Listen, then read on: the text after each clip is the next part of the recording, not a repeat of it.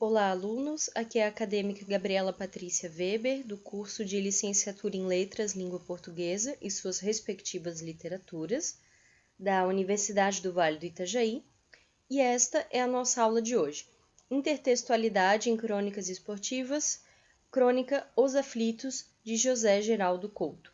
Importante comentar que esta é uma sequência de 3 videoaulas sobre intertextualidade em crônicas esportivas, e você pode conferir os outros 2 vídeos indicados nos cards aqui do YouTube.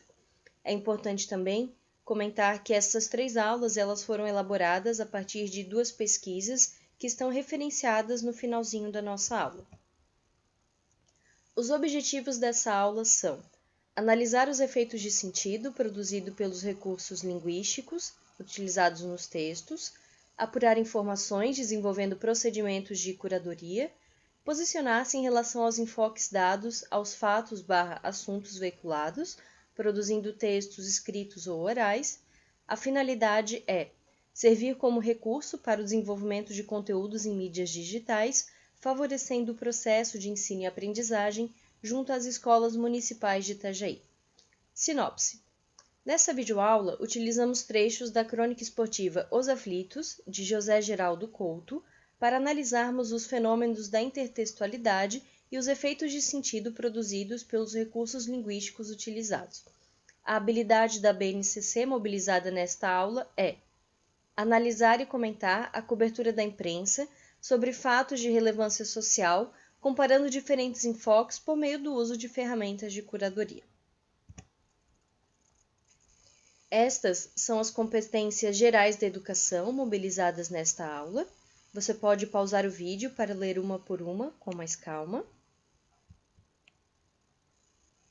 Estas são as competências específicas da área de linguagens mobilizadas nesta aula. E estas são as competências específicas de língua portuguesa mobilizadas nesta aula. Vamos lá. Para esta aula, mobilizaremos conhecimentos prévios sobre o tema intertextualidade e alguns dos seus tipos, como organizados na imagem aqui. Em todos os 3 vídeos da sequência, nós analisaremos crônicas esportivas do jornal Folha de São Paulo, com o objetivo de identificar a presença de intertextualidade para a produção de sentidos e estabelecer possíveis relações entre estas narrativas. Então, ok.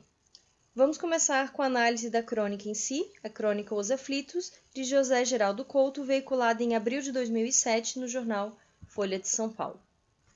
Por questão de tempo, nós não podemos fazer aqui a leitura integral da crônica, então eu sugiro que você pause este vídeo agora, realize a leitura integral e aí siga com a nossa aula. Vamos realizar a nossa análise buscando as marcas da intertextualidade e a produção de sentido. Vamos iniciar então com o título da crônica, Os Aflitos. Os Aflitos é um título carregado de significados e nos remete ao nome do estádio do time náutico, que é justamente conhecido como Estádio dos Aflitos, e, por analogia e aproximação semântica das palavras, a títulos da literatura, como a peça Os Miseráveis, de Victor Hugo. A ideia da saga, a saga Os Miseráveis, é bastante pertinente, tendo em vista os elementos necessários para a cena descrita no texto em estudo. O termo em si, aflitos, ele deixa claro o estado emocional dos atletas e torcedores corintianos no campeonato da Copa do Brasil que estava acontecendo naquele ano. Considerando a suposta analogia do título, a crônica Os Aflitos, com a obra de Victor Hugo, Os Miseráveis, nós podemos então afirmar que é um caso de apropriação indébita, também chamado em alguns casos de détournement, de título de texto, uma vez que procede a uma forma de retextualização por substituição de palavras. No plano linguístico, temos o duplo sentido da palavra aflitos, o que ocorrerá também com a palavra salve, um pouco mais para frente aqui na nossa crônica, uma forma irônica que aparece confirmando o elemento intertextual presente no trecho a seguir. Quando o autor considera que de tempos em tempos a frase do hino ganha sentido dramático, ele está afirmando que, em outros tempos, o sentido é diferente, ou seja, o sentido do hino ele varia conforme a situação de determinado momento. A expressão "Salve o Corinthians" aciona 2 planos de leitura. O primeiro é o termo mencionado no início do hino do próprio time corintiano. Salve o Corinthians, o campeão dos campeões, eternamente, dentro dos nossos corações. Provavelmente vocês já devem ter ouvido esse hino. Que tem o significado de saudar e que nos faz lembrar a figura de César, o estadista poderoso que recebeu a saudação Salve César, quando ele aparecia em público. O elemento irônico, ele está presente nessa ideia, pois os corintianos cantam o hino do time cuja letra é composta por vocábulos como grande, altaneiro, que qualificam um elemento grandioso, né? Somado à saudação feita na maioria das vezes que o time aparece para a partida. A intertextualidade implícita do trecho em estudo será de maior ou menor grau de compreensão, dependendo do conjunto de informações que está armazenado na memória de longo termo da pessoa que lê o texto, ok?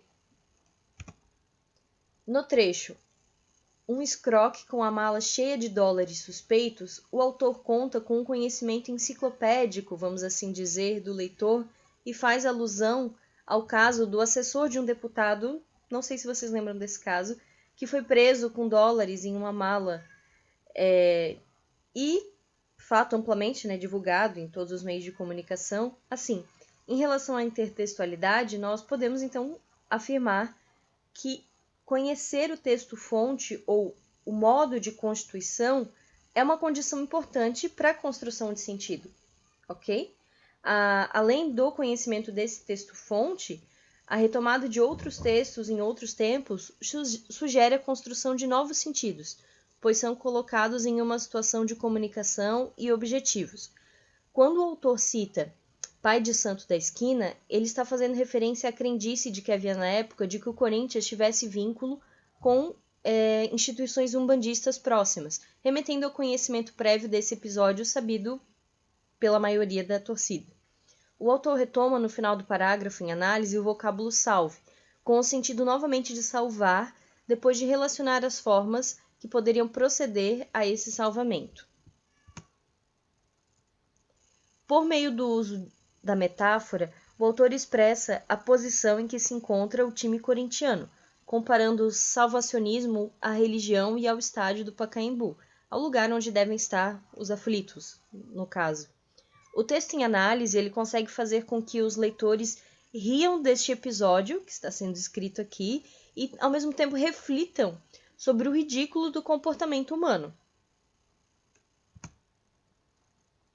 A intertextualidade explícita, nesse trecho aqui, está ligada à figura de Narciso, personagem da mitologia que idolatrava sua própria imagem, quando a havia refletida na água, e hoje esse vocábulo faz parte do senso comum, um léxico usado para qualificar o que é belo, ao mesmo tempo o que é doentio. O termo exibição recebe a qualificação de narcisista, exemplifica certa prepotência por parte do time corintiano. A expressão para seguir vivo personifica o time de futebol e causa graça, causa comicidade. Nesse exemplo, nós encontramos um sentido indicador da incapacidade do time em relação a conhecimentos básicos, mínimos, pressupostos para um time ter. Como aqui, bastava, portanto, segurar a bola, deixar o adversário se inquietar, jogar no seu erro. Há uma quebra, entre aspas, de expectativa por parte do público que esperava uma certa esperteza, que seria mínima para o time. É possível perceber a relação que se estabelece entre o efeito irônico, que se busca no texto do colunista, e o vocábulo coloquial, que é uma ferramenta utilizada pelo cronista para enfatizar o texto como o objetivo de ser informal, de ser próximo dos seus leitores. Ele se vale desses vocabulários que são mais próximos do seu público. No entanto, o que nós observamos com o emprego de termos como espamódico e acéfalo é justamente a presença de um léxico mais rebuscado para a composição do parágrafo. Logo, o que podemos notar é a riqueza de ambas as formas de linguagem, tanto a coloquial, tanto a formal, na abordagem desse gênero, que são as crônicas futebolísticas, vamos assim colocar, que é um gênero tão híbrido. A intertextualidade construída pelo colunista é irônica e intensifica o sentido cômico, não cômico, jocoso, né? Que é no mau sentido, da situação em que se encontra o time corintiano no campeonato da Copa do Brasil. O autor menciona um poema de Manuel Bandeira, que, ao contrário do seu conterrâneo João Cabral de Melo Neto, não se interessava por futebol, mas compôs um poema que poderia ser um hino para ninar os filhos dos corintianos.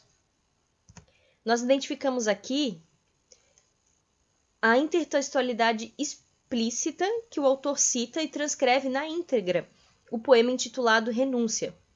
Esse poema ele insere na crônica a destituição da poeticidade, vamos assim botar, enquanto ele parte de um livro de poemas e produz um efeito de humor nesse outro gênero no qual o trecho do poema está inserido. Bom, nossas considerações finais. É comum nós alterarmos as especificidades de um gênero fazendo uma certa mescla de formas em funções. No entanto, isso não causa dificuldade para a interpretação, já que o que impera, o que predomina, é a função sobre a forma na determinação interpretativa do gênero, o que evidencia a plasticidade, e a dinamicidade dos gêneros. Temos, por exemplo, o poema de Manuel Bandeira, citado na íntegra na crônica, o que comprova que os gêneros eles podem se misturar para constituírem ainda novos gêneros com novos sentidos, como é o caso deste que observamos agora. Essas são todas as referências bibliográficas utilizadas para a construção dessa aula. Você pode conferir aqui o endereço completo para as duas pesquisas que comentei no início. E é isso, pessoal. Chegamos então ao final de uma das 3 aulas sobre intertextualidade, em crônicas esportivas. Eu espero que vocês tenham gostado. Até a próxima aula.